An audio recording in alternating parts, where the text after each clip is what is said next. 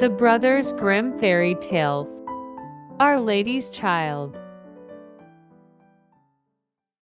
Hard by a great forest dwelt a woodcutter with his wife, who had an only child, a little girl 3 years old. They were so poor, however, that they no longer had daily bread, and did not know how to get food for her. One morning the woodcutter went out sorrowfully to his work in the forest. And while he was cutting wood, suddenly there stood before him a tall and beautiful woman with a crown of shining stars on her head, who said to him, "I am the Virgin Mary, mother of the child Jesus. Thou art poor and needy. Bring thy child to me. I will take her with me and be her mother, and care for her."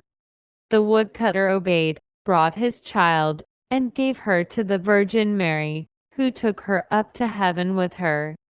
There the child fared well, ate sugar cakes, and drank sweet milk, and her clothes were of gold, and the little angels played with her. And when she was 14 years of age, the Virgin Mary called her one day, and said, "Dear child, I am about to make a long journey, so take into thy keeping the keys of the 13 doors of heaven. 12 of these thou mayest open, and behold the glory which is within them. But the 13th, to which this little key belongs, is forbidden thee. Beware of opening it, or thou wilt bring misery on thyself." The girl promised to be obedient, and when the Virgin Mary was gone, she began to examine the dwellings of the kingdom of heaven. Each day she opened one of them, until she had made the round of the 12. In each of them sat one of the apostles in the midst of a great light, and she rejoiced in all the magnificence and splendor, and the little angels who always accompanied her rejoiced with her. Then the forbidden door alone remained, and she felt a great desire to know what could be hidden behind it, and said to the angels, "I will not quite open it, and I will not go inside it, but I will unlock it so that we can just see a little through the opening." "Oh no," said the little angels. "That would be a sin. The Virgin Mary has forbidden it, and it might easily cause by unhappiness." Then she was silent, but the desire in her heart was not stilled, but nor therein tormented her, and let her have no rest.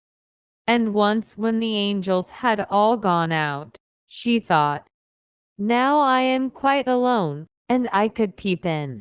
If I do it, no one will ever know." She sought out the key, and when she had got it in her hand, she put it in the lock, and when she had put it in, she turned it round as well. Then the door sprang open, and she saw there the Trinity sitting in fire and splendor. She stayed there a while, and looked at everything in amazement. Then she touched the light a little with her finger, and her finger became quite golden. Immediately a great fear fell on her. She shut the door violently, and ran away. Her terror would not quit her, let her do what she might, and her heart beat continually, and would not be still. The gold stayed on her finger, and would not go away, let her rub it and wash it never so much. It was not long before the Virgin Mary came back from her journey. She called the girl before her, and asked to have the keys of heaven back. When the maiden gave her the bunch, the Virgin looked into her eyes, and said, "Hast thou not opened the 13th door also?" "No," she replied. Then she laid her hand on the girl's heart, and felt how it beat, and swore right well that she had disobeyed her order, and had opened the door. Then she said once again, "Art thou certain that thou hast not done it?" "Yes," said the girl, for the second time. Then she perceived the finger which had become golden from touching the fire of heaven, and saw well that the child had sinned, and said for the third time, "Hast thou not done it?" "No," said the girl for the third time. Then said the Virgin Mary, "Thou hast not obeyed me, and besides that thou hast lied, thou art no longer worthy to be in heaven." Then the girl fell into a deep sleep, and when she awoke she lay on the earth below, and in the midst of a wilderness. She wanted to cry out, but she could bring forth no sound. She sprang up and wanted to run away, but whithersoever she turned herself, she was continually held back by thick hedges of thorns, through which she could not break. In the desert, in which she was imprisoned, there stood an old hollow tree, and this had to be her dwelling place. Into this she crept when night came, and here she slept. Here, too, she found a shelter from storm and rain, but it was a miserable life, and bitterly did she weep when she remembered how happy she had been in heaven, and how the angels had played with her. Roots and wild berries were her only food, and for these she sought as far as she could go. In the autumn she picked up the fallen nuts and leaves, and carried them into the hole.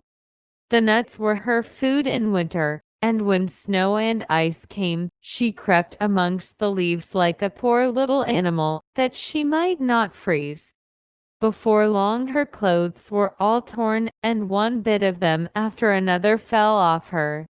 As soon, however, as the sun shone warm again, she went out and sat in front of the tree, and her long hair covered her on all sides like a mantle.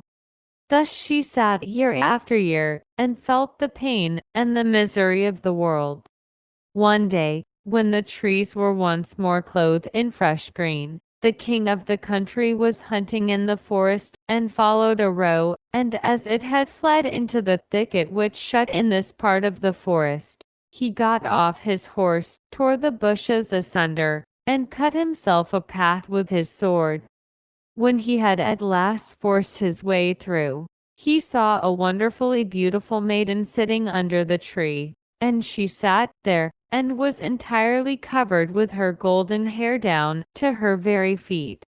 He stood still and looked at her full of surprise. Then he spoke to her and said, "Who art thou? Why art thou sitting here in the wilderness?" But she gave no answer, for she could not open her mouth. The king continued, "Wilt thou go with me to my castle?" Then she just nodded her head a little. The king took her in his arms, carried her to his horse, and rode home with her. And when he reached the royal castle, he caused her to be dressed in beautiful garments, and gave her all things in abundance. Although she could not speak, she was still so beautiful and charming that he began to love her with all his heart, and it was not long before he married her. After a year or so had passed, the queen brought a son into the world.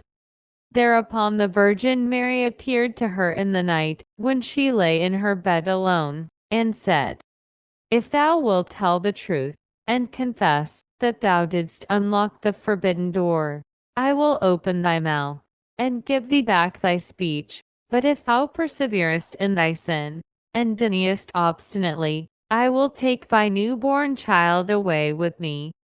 Then the queen was permitted to answer, but she remained hard, and said, "No, I did not open the forbidden door." And the Virgin Mary took the newborn child from her arms, and vanished with it.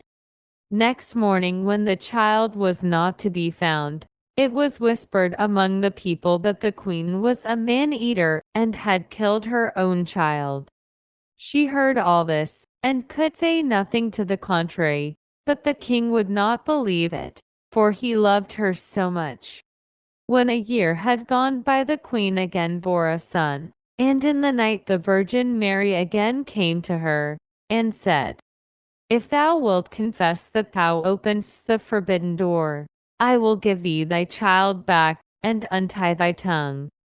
But if you continuest in sin and deniest it, I will take away with me this new child also." Then the queen again said, "No, I did not open the forbidden door. And the virgin took the child out of her arms, and away with her to heaven. Next morning, when this child also had disappeared, the people declared quite loudly that the queen had devoured it, and the king's counselors demanded that she should be brought to justice. The king, however, loved her so dearly that he would not believe it, and commanded the counselors under pain of death not to say any more about it. The following year the queen gave birth to a beautiful little daughter, and for the third time the Virgin Mary appeared to her in the night, and said, "Follow me." She took the queen by the hand, and led her to heaven, and showed her her two eldest children, who smiled at her, and were playing with the ball of the world. When the queen rejoiced thereat, the Virgin Mary said, "Is thy heart not yet softened? If thou wilt own that thou openest the forbidden door, I will give thee back thy two little sons." But for the third time the queen answered, "No, I did not open the forbidden door." Then the Virgin let her sink down to earth once more, and took from her likewise her third child. Next morning, when the loss was reported abroad, all the people cried loudly, "The queen is a man-eater. She must be judged." And the king was no longer able to restrain his counselors. Thereupon a trial was held, and as she could not answer and defend herself, she was condemned to be burnt alive. The wood was got together, and when she was fast bound to the stake, and the fire began to burn round about her, the hard ice of pride melted, her heart was moved by repentance, and she thought, "If I could but confess before my death that I opened the door." Then her voice came back to her, and she cried out loudly, "Yes, Mary, I did it." And straightway rain fell from the sky, and extinguished the flames of fire, and a light broke forth above her, and the Virgin Mary descended with the two little sons by her side, and the newborn daughter in her arms. She spoke kindly to her, and said, "He who repents his sin and acknowledges it, is forgiven." Then she gave her the three children, untied her tongue, and granted her happiness for her whole life.